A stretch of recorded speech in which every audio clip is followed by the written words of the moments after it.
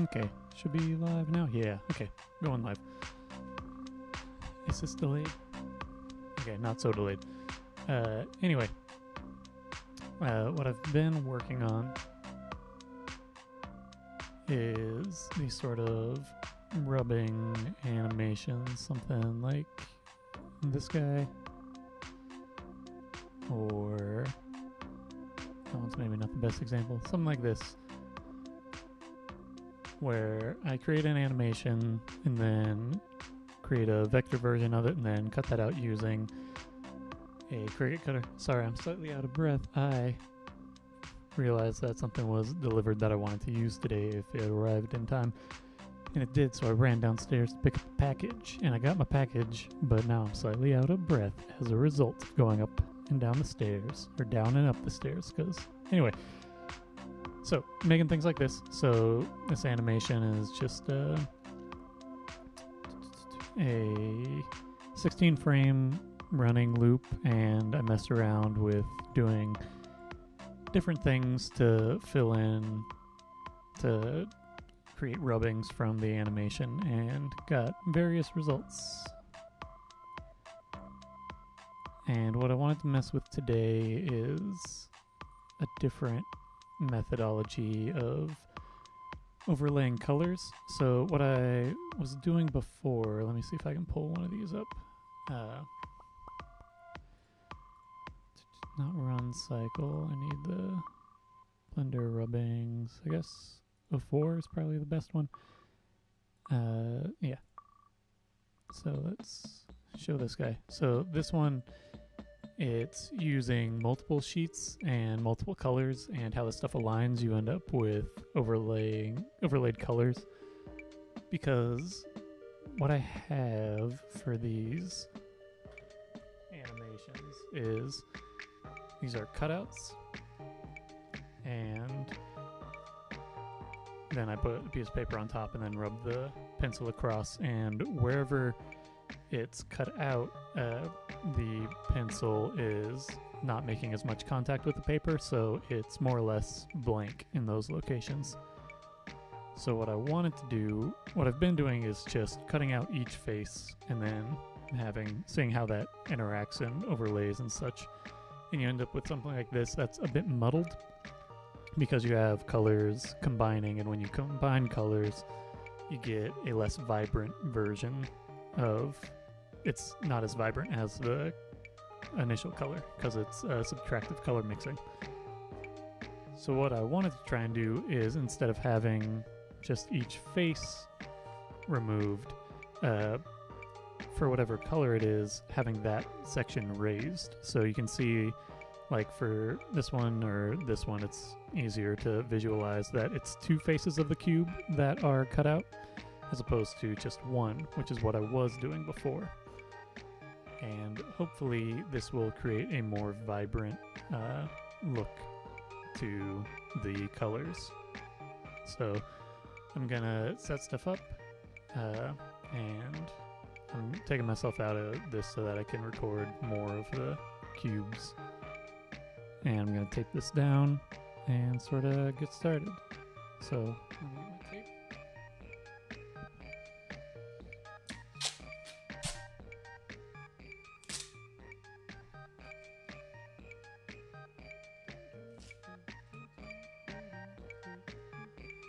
And then tape it down, and I'll see how this goes.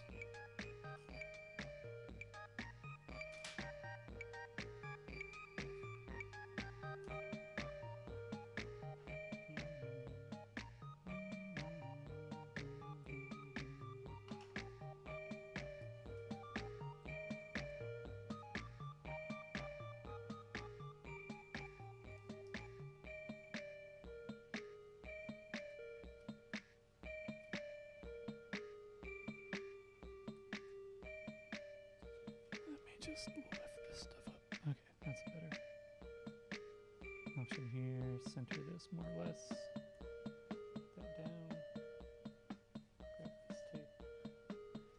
Do the same thing over here.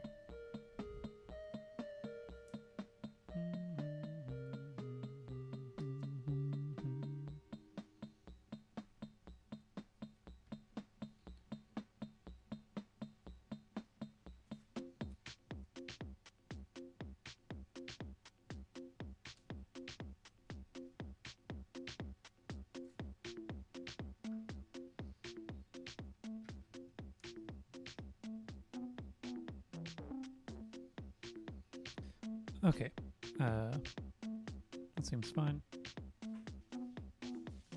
And I'm going to test out this new paper that I got that is meant to be acid-free.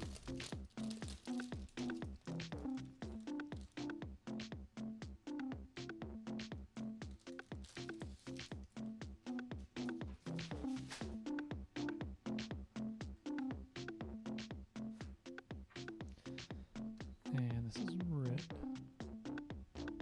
This will have a different texture about it.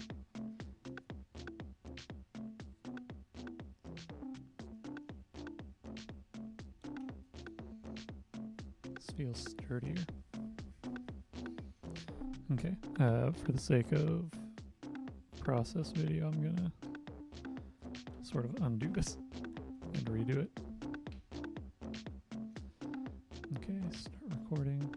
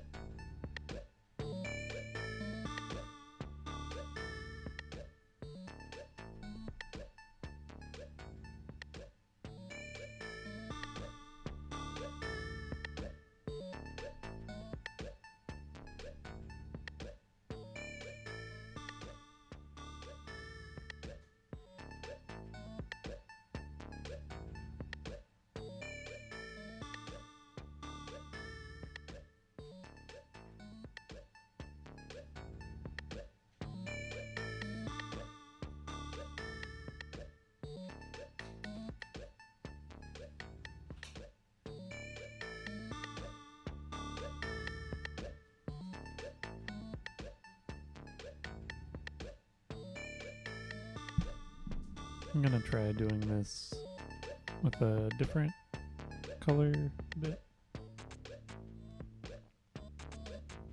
Different order. I'm also going to try flipping the paper and see if the texture is better.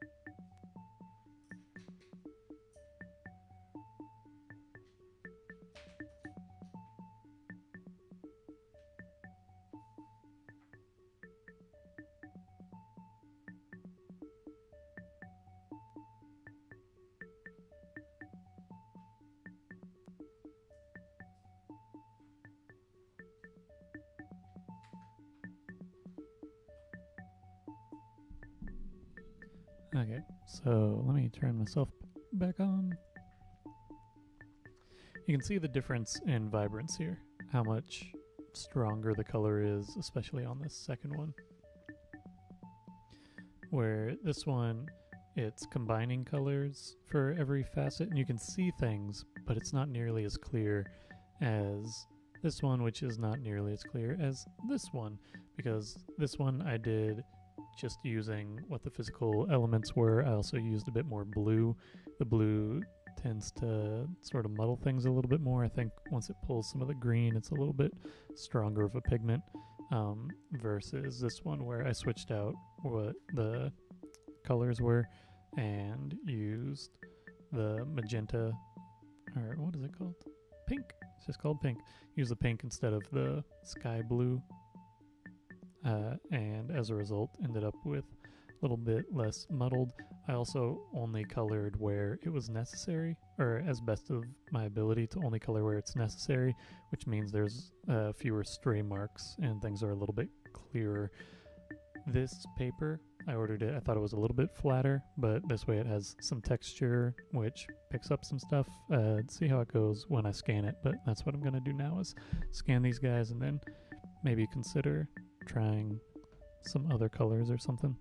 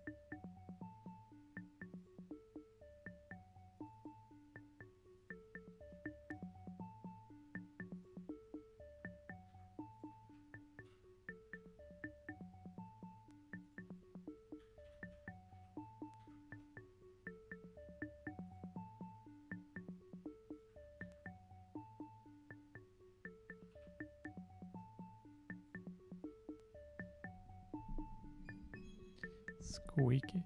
Now I'm going to open up Photoshop, which just has a registration thing set up. It'll be a moment before I get to it, but just making sure I got things set up and prepped. Finish scanning first.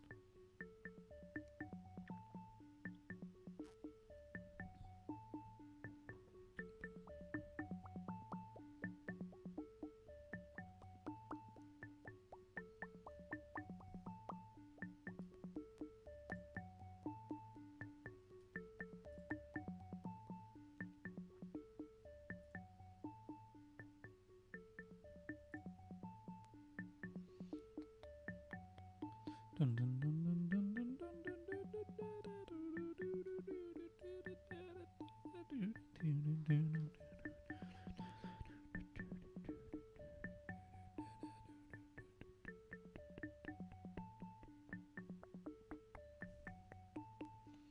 I'm curious if the paper texture will make it a little softer, a little bit more tangible. At the very least, I'm learning how to better get the colors that I want to show through.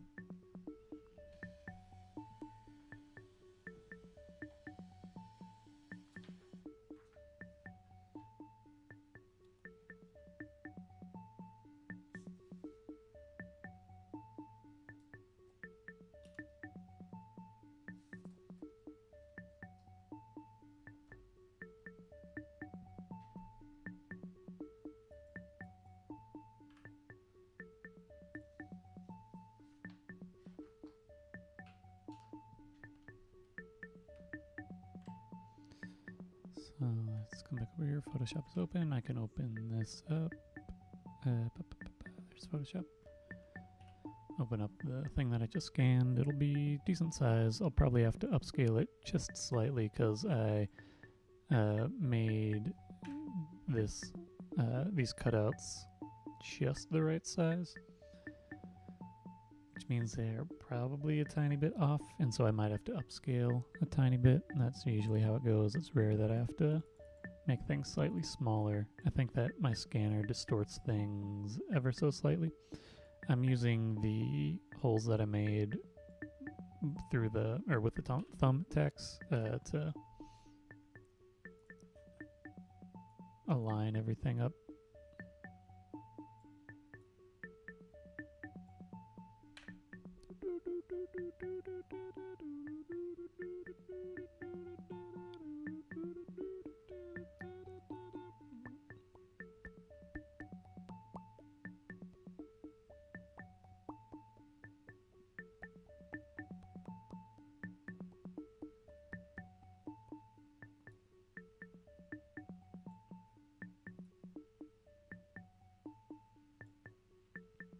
It's about accurate. These might be a little less forgiving than the run cycle that I did yesterday because it's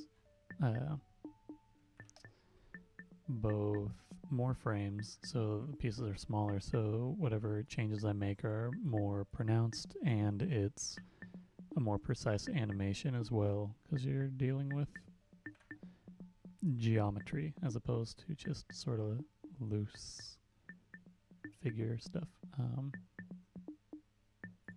Rotate this, and let's adjust the size. It's of the right size. Just barely changing the size down. Maybe it's when I print out and do various things, just the happenstance of all that results in stuff happening. Okay, this is line 01. Paste this in here, and should be alright. This finish saving, not quite. Give it a moment. I'll zoom in so you can see like the texture. Color here is nice. Once you get like up close, it looks waxier, which is a mixture of the pencil and the paper. Let me save this before I forget. Life size, rubbing two sides. Not Cricut, but Align. That's saving. Open up the other scan, which is number 2.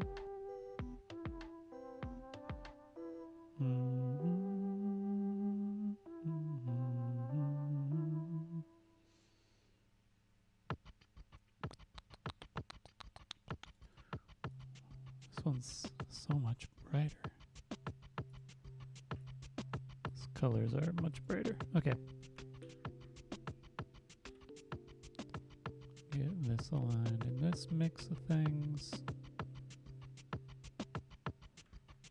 Transform based on this location. This one's pretty aligned.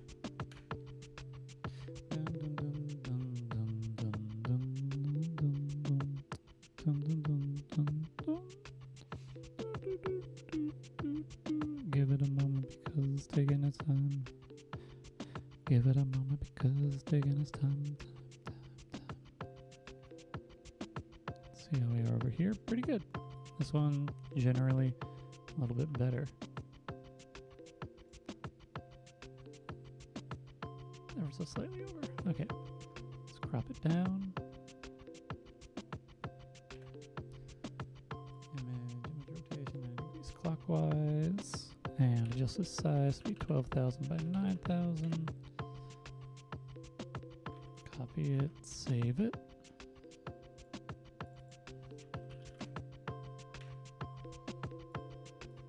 Paste this in here.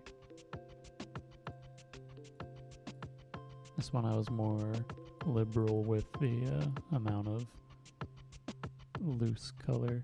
This one,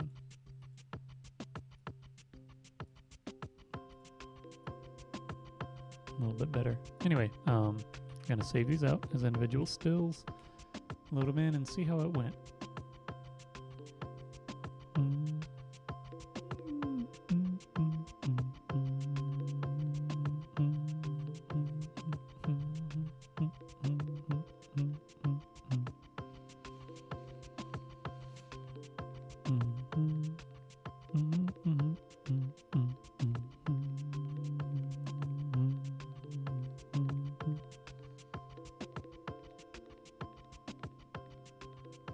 It's got some nice color.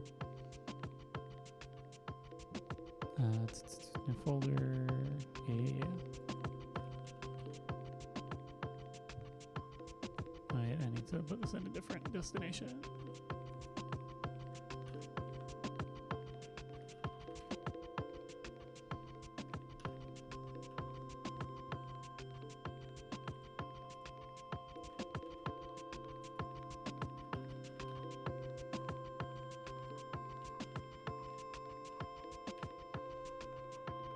Save these out.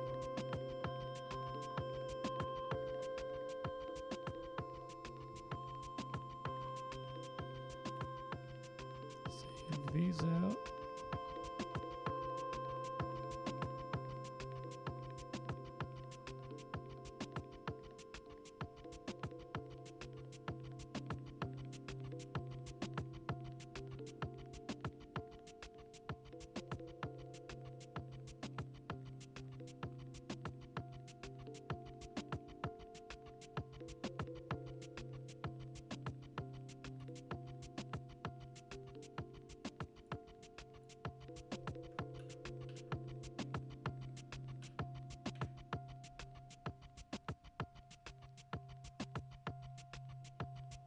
And then compare these two. They could actually flow into one another. And something that I could mess with is just having everything like start with a yellow. Alright, scripts, load files into stack. Let me go ahead and close this, save this. Now scripts, load files into stack. Browse.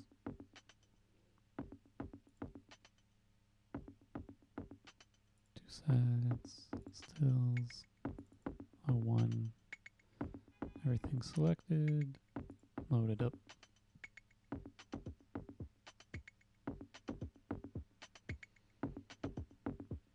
Use my pre-recorded actions.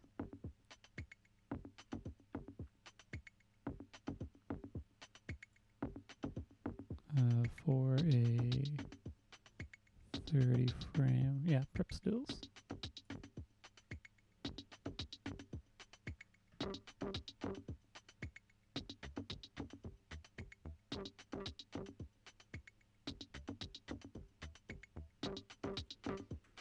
Colors look alright. I'm curious what it will look like playing back at full speed and in comparison to the other guy.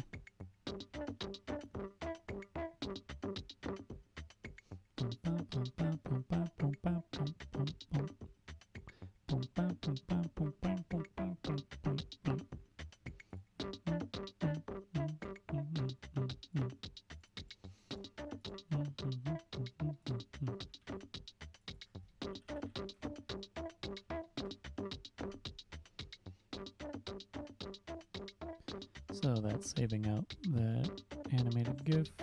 Let's see what the actual playback speed looks like in OBS.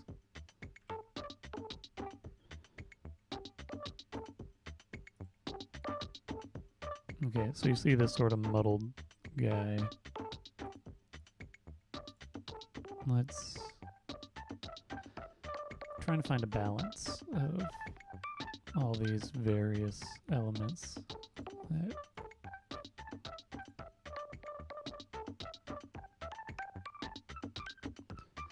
it's interesting for this one because this is on a grid and the paper has a texture. The texture animates. If you can see that, I didn't anticipate that, but it makes sense. The horizontal line, it's going up.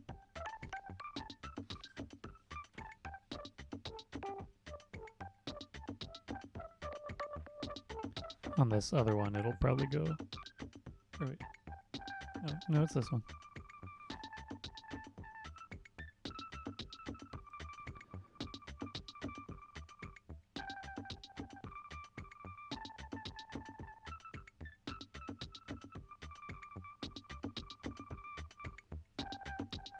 Something I hadn't anticipated.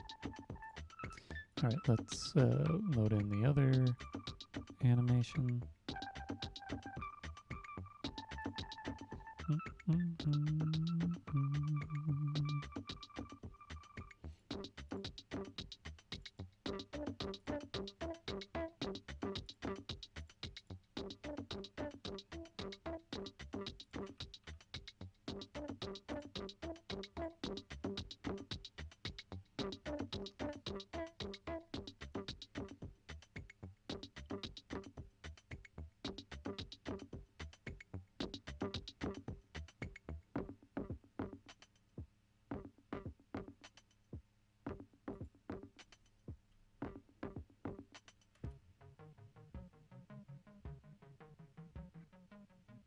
This one's a bit cleaner because I did it a little bit more informed.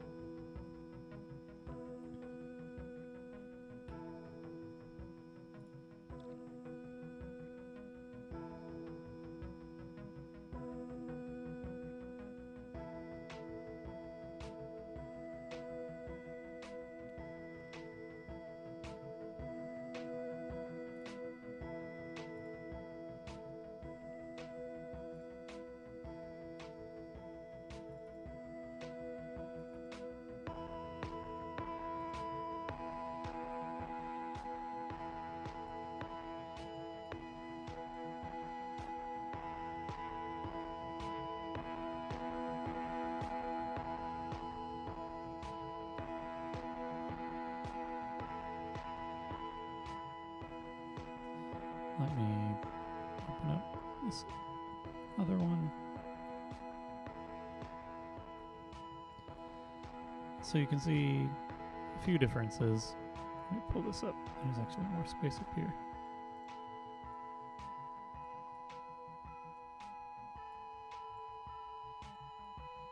So on the top one, the colors are a little bit different for how they're organized.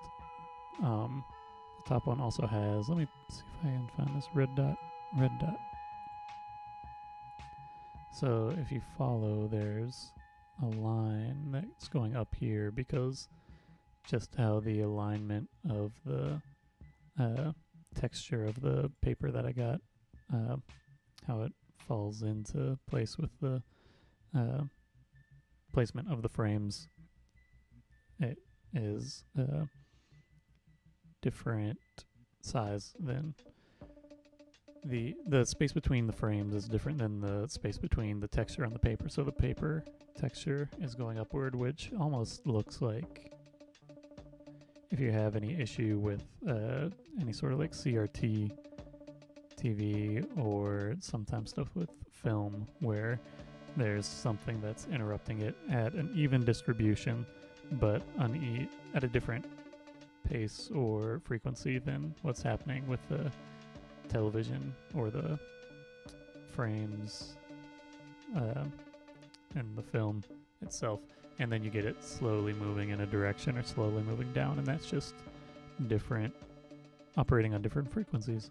Top one is also a little bit more muddled because I wasn't as intentional when I put down the colored pencil, a little less informed. That one I just did it based on, I'm like, this knows what it's doing, but the depth of the paper, the amount that gets skipped over is kind of minimal, and you don't have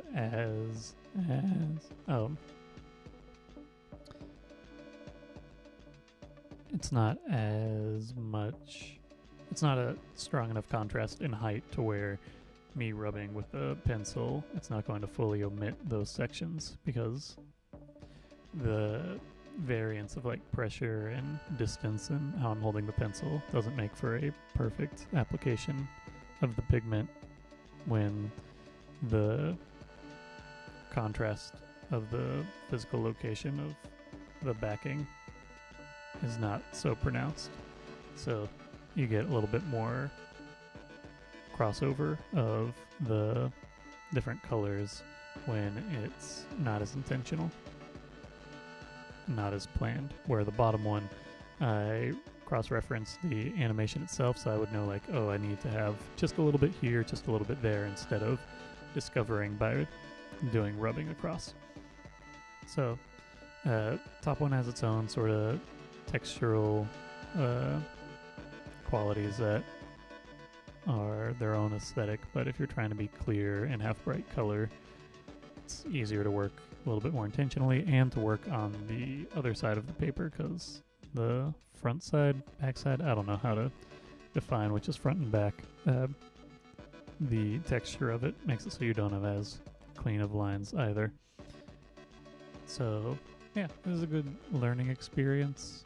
I might try to do one or two more just with some different colors just now, but have a better understanding of what it is that needs to be accomplished. Let me, I'm just going to open this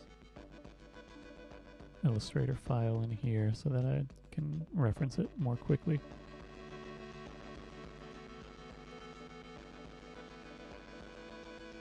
Actually, I need to open it in Illustrator, save it out differently. So, might slow down the frame rate for a moment.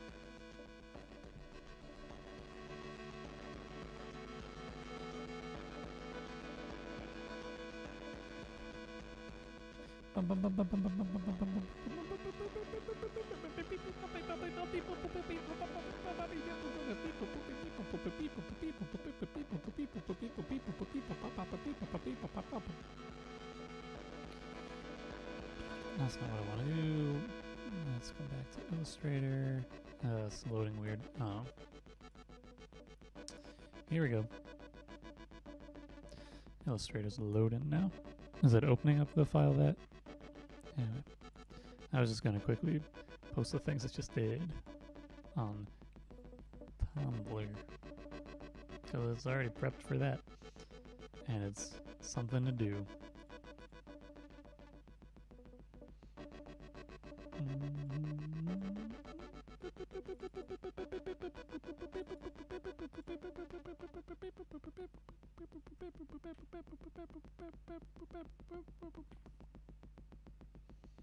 Let's go with this one.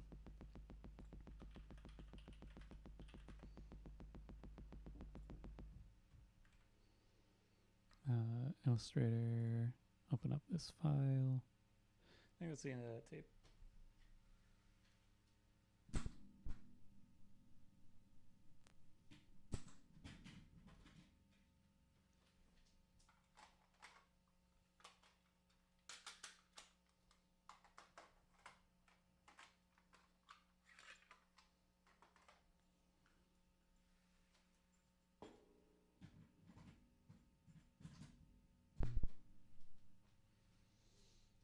Okay, let me.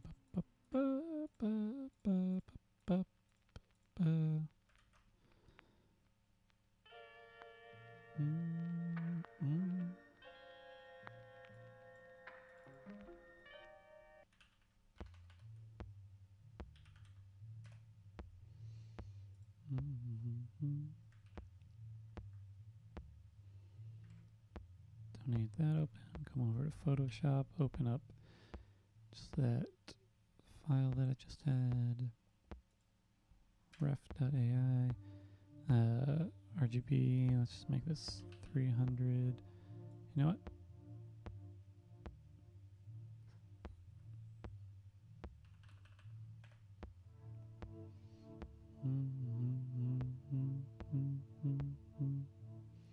Okay, that just gives me a quick reference of where each color has to go.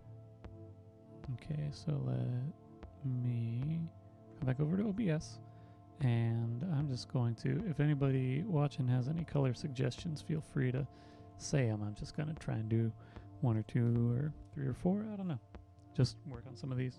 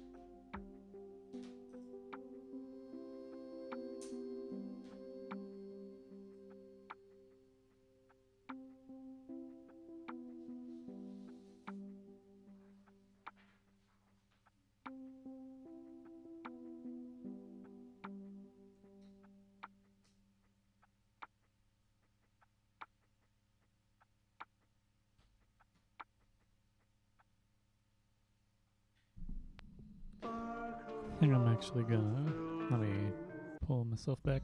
Hello. I think I might actually finish a couple of these up on doing live TikTok thing, because I just want to see how that space goes.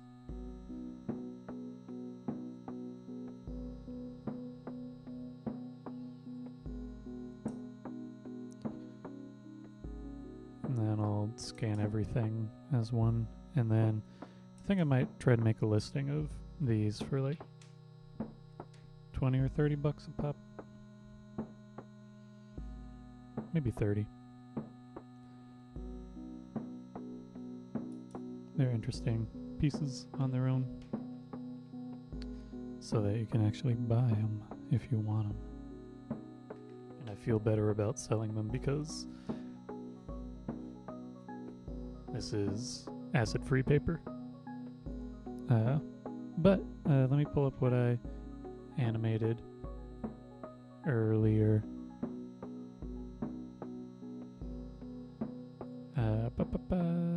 Where is it? Right here. Right here. Oh, not that one. This one. Yeah, so I'm learning as I'm going along, trying to figure out what is the best approach for all of this, and getting better options, better results that are more accurate to what I'm interested in. I am curious also about just like a single thing that is like a stencil.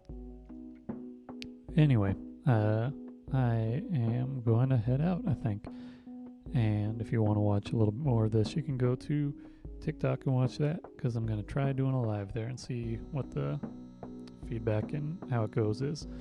But if you want to buy stuff from me, you can go to my web store, traceloops.com/store. If you want to purchase something and have it shipped outside of the US, you can email me, traceloops@traceloops.com. You can also email me with comments, concerns, questions, curiosities, commissions, etc., etc. Again, that is traceloops@traceloops.com. If you want to follow me on other platforms, you can follow me on Instagram, TikTok, Tumblr, Spotify, all of those places. I'm Traceloops, TRECELOOPS. If you want to support me on Patreon, you can do so by going to patreon.com/traceloops, where you will find high-resolution versions of artwork that I create during streams. You'll also find a selection of tutorials, and then at higher tiers, new songs from me weekdays, and at the highest tier, you get a monthly postcard from me with original artwork on the front, little message on the back, and a discount to that aforementioned web store. Thank you for watching, and plan on being back tomorrow. I might try to resolve some more things or just do some more of these. I don't know. Figuring it out. But thanks for watching. I'm going to head out.